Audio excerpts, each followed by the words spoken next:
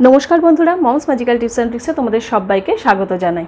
आजकेर भिडियोते आमी तोमादेर साथे शेयर करते चलेछि क्लास 1 एर मैथेर बोईटा आमी डिटेल्से देखाबो एबं तार साथे अवश्यई क्लास 1 एर मैथेर सिलेबासटा एकदम डिटेल्से तोमादेर साथे आलोचना करब। तो बोईटा देखानोर आगे प्रथमेई आमी तोमादेरके सरि बोले निते चाइ, कारण आमी बोईटार फ्रंट पेजटा तोमादेरके देखाते पाচ্ছি ना, कारण देखतेই पाচ্ছ এটা कभार करा হয়ে গেছে এবং এখানে পুরো টেপ লাগানো রয়েছে। तो যদি বইটার ফ্রন্ট পেজ দেখতে চাও তোমরা তাহলে কিন্তু আগে যে একটা ভিডিও বানিয়েছিলাম যেখানে আমি ক্লাস 1 এর প্রত্যেকটা বই একদম কি কি বই দেওয়া হয় ক্লাস 1 এ, তো সেগুলো শেয়ার করেছিলাম, সেই ভিডিওটা কিন্তু দেখতে পারো। তার লিংকটা আমি ডেসক্রিপশন বক্সে দিয়ে দেবো। তো তোমরা যারা এই বইগুলোর ফ্রন্ট পেজ দেখতে চাও বা আর একটু ডিটেলসে জানতে চাও যে ক্লাস 1 এ এক্স্যাক্টলি কি কি বই দেওয়া হয়, তো সেই ভিডিওটা কিন্তু একটু দেখে নিতে পারো।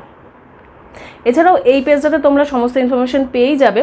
বইটার দেখো নাম রয়েছে, নাম্বার উইজ, রাইটারকে, এবং এটার পাবলিকেশন হচ্ছে স্টার পাবলিকেশন। তো তোমরা চাইলে এই পেজটার পার্টিকুলারলি এই পেজটার স্ক্রিনশট নিয়ে রাখতে পারো, যাতে তোমরা যদি কিনতে চাও বাইরে মার্কেট থেকে বা অনলাইনে কিনে নিতে পারবে। তো যাই হোক, আর কথা না বাড়িয়ে একদম ডাইরেক্ট কি কি ক্লাস 1 এ পড়ানো হয় সিলেবাস সহ একদম বইটা আমরা একটু দেখে নিই।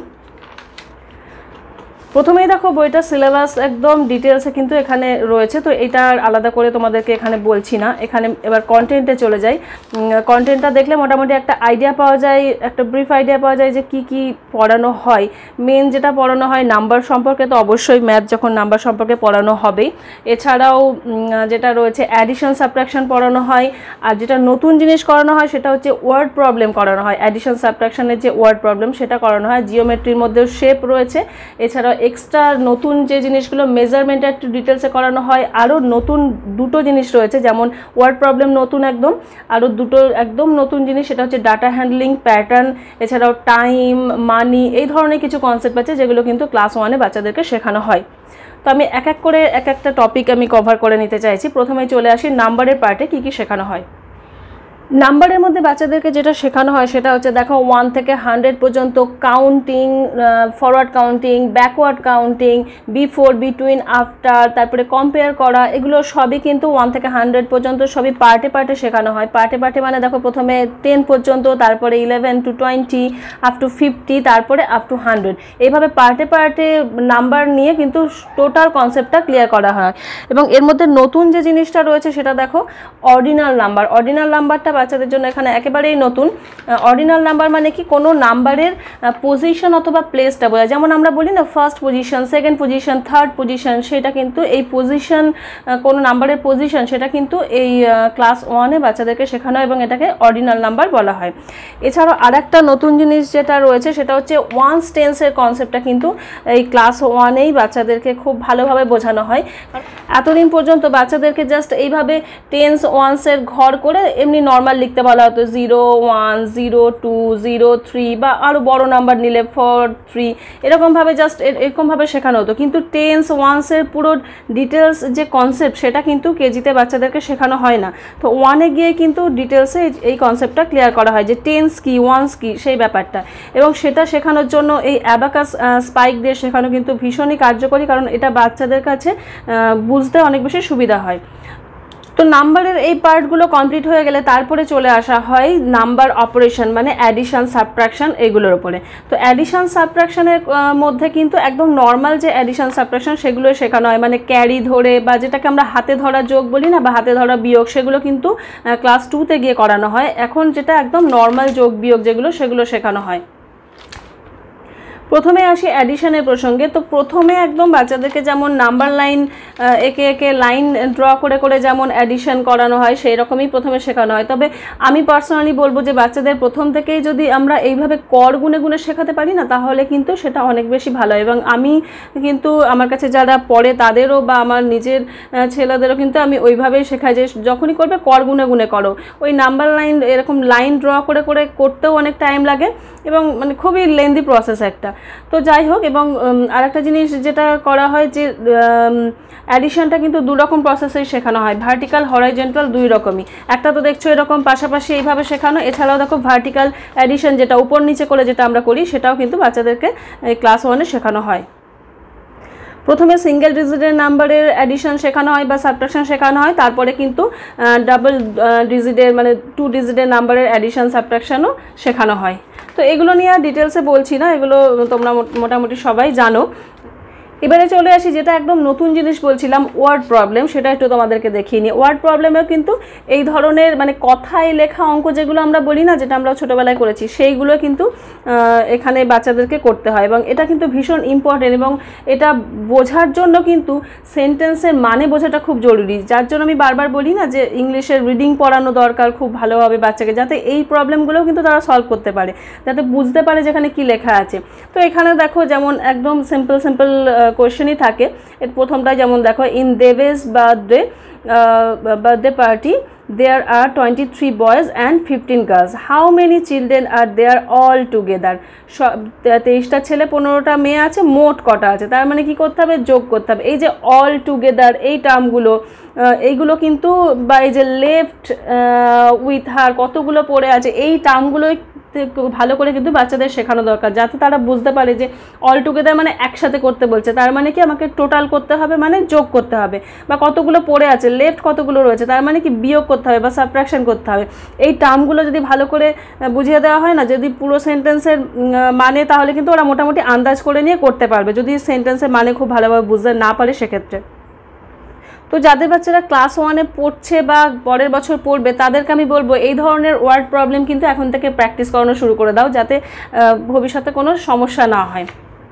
আর এই বইটার বিশেষত্ব বলবো, দেখো এক একটা পার্ট হয়ে যাওয়ার পরে বিভিন্ন অ্যাক্টিভিটি তো রয়েছেই, তার সাথে এই ধরনের মডেল টেস্ট পেপার রয়েছে। তো এই ধরনের টেস্ট পেপারগুলো নিজে এরকমও করাতে পারো বা এই একই রকমভাবে নিজে খাতায় বানিয়ে দিলে বাচ্চা সলভ করলো। তো এতে কি হবে, আগের কনসেপ্টগুলো সব ক্লিয়ার আছে নাকি সেটা কিন্তু খুব ভালোভাবে টেস্ট নেওয়া হয়ে যাবে, একদম কোয়েশ্চেন পেপারের মতো করে রয়েছে।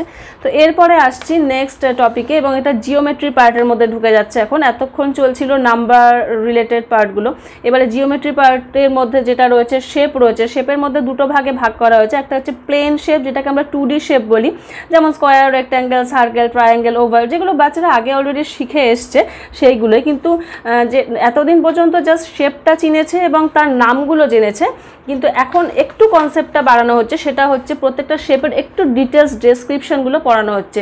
কতগুলো সাইড আছে, কতগুলো কর্নার আছে, কর্নার কাকে বলে, সাইড কাকে বলে, একটু ডিটেলসে কিন্তু বাচ্চাদেরকে ক্লাস 1-এ এগুলো শেপগুলো পড়ানো হয়।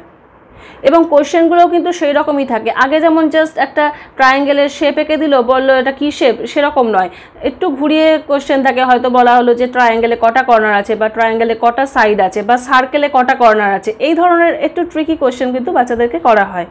এগুলোর পরে দেখো বাচ্চাদেরকে আরও কিছু শেপ শেখানো হয়, যেগুলোকে সলিড শেপ বলা হচ্ছে, মানে যেগুলোকে আমরা 3D শেপ বলি না, সেরকম কিছু শেপ। তো কেজিতেও বাচ্চারা এই ধরনের শেপের কিছু কিছু নাম শেখে, তো এখানে আরও কিছু এক্সট্রা অ্যাড করা হয়েছে।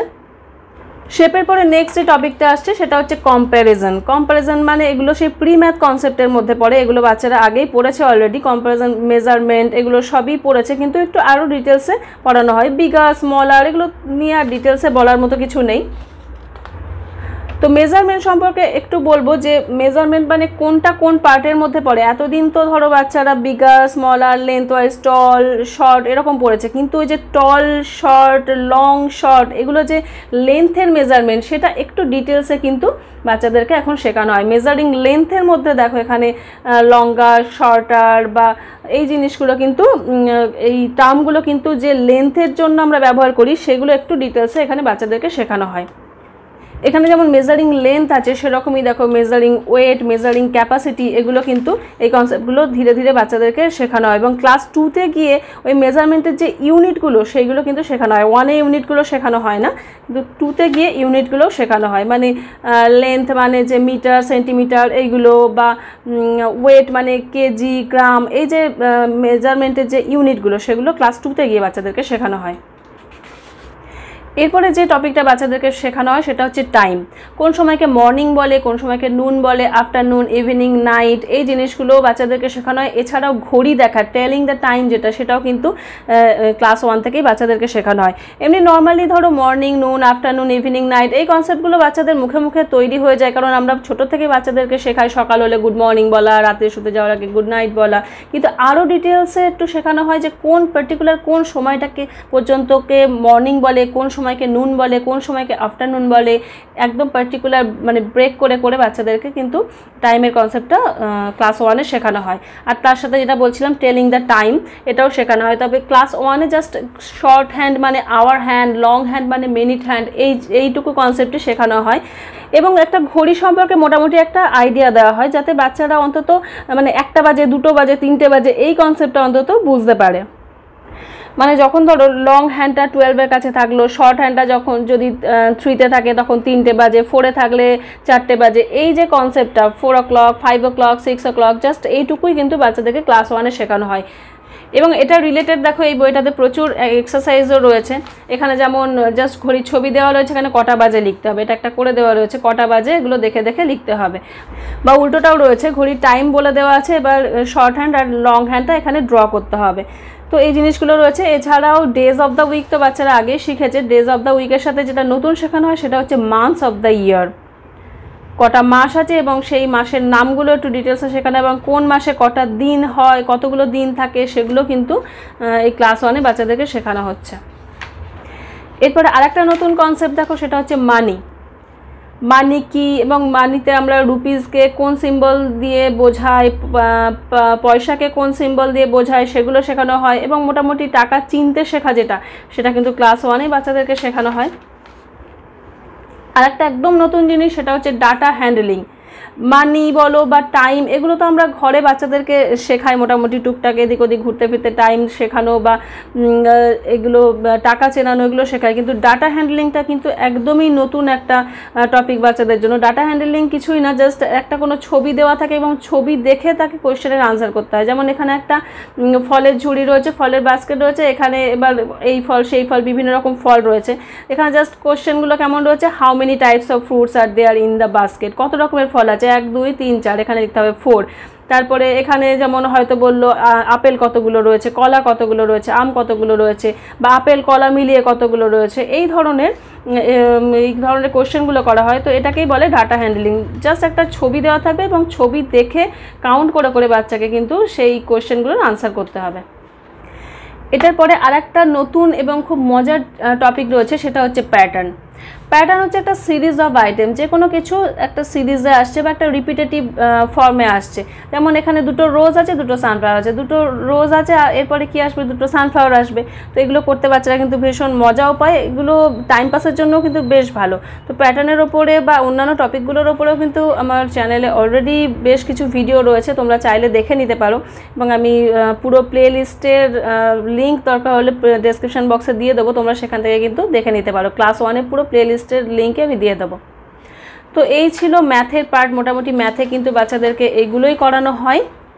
তো নতুন জিনিস যে কটা বললাম সেগুলো একটু ভালো করে বাচ্চাদেরকে প্র্যাকটিস করাতে পারো। সেটা হচ্ছে word problem, data handling, pattern, তারপরে মেজারমেন্টের যে পার্টগুলো, তারপরে ঘড়ির কনসেপ্টটা, টাকা মানি কনসেপ্টটা।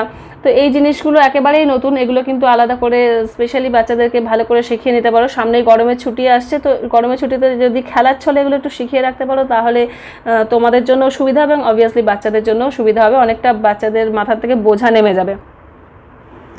তো যাই হোক বন্ধুরা, আজকের এই ভিডিওটা সম্পর্কে যদি আরও কিছু ডিটেলস জানার থাকে তোমাদের, তাহলে প্লিজ আমাকে কমেন্ট বক্সে জানিও। আজকের ভিডিওটা তাহলে আমি এখানেই শেষ করছি। তোমরা সবাই খুব ভালো থেকো, সুস্থ থেকো। পরের ভিডিওতে আবার তোমাদের সাথে দেখা হবে।